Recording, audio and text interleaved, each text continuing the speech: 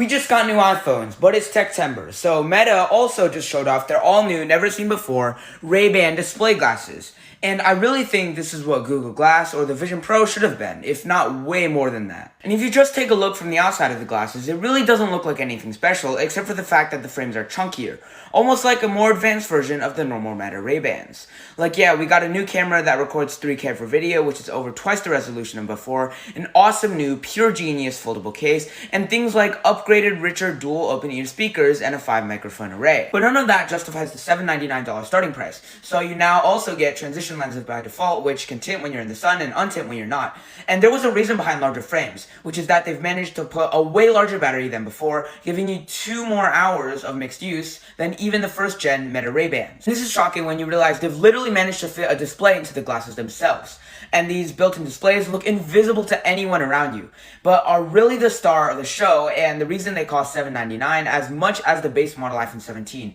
because it's like a projected image that you see to the right side of your eye. So, not augmented reality, just a window to keep track of things that are important, like a real-life heads-up display, which I actually think is the better direction for the market right now, considering a lot of this stuff links to your phone, the device that is always with you, for apps, and pretty much everything else, as these displays can't do much on their own. But some things they can do include, say,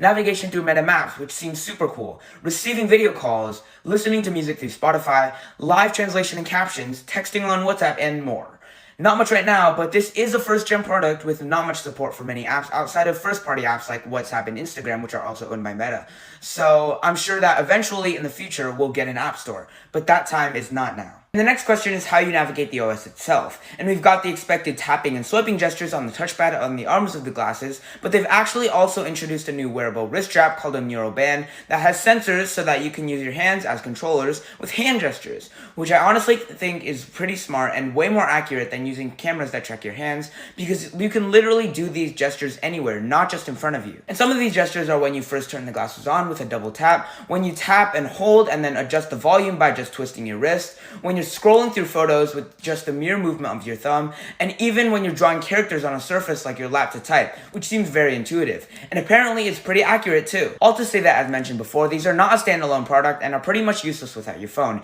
And they're obviously not for the average consumer, but considering all of what we just saw and the fact that these are still extremely light, and these really do feel like something straight out of 2030 and impossible to even imagine if we were in 2015, and therefore the closest thing to the experimental Meta Orion seen last year, or should I just blatantly say, the closest thing to the smart glasses Vision we've seen so far. These are the best execution of any sort of smart glasses I've ever seen, and they're just so cool and convenient.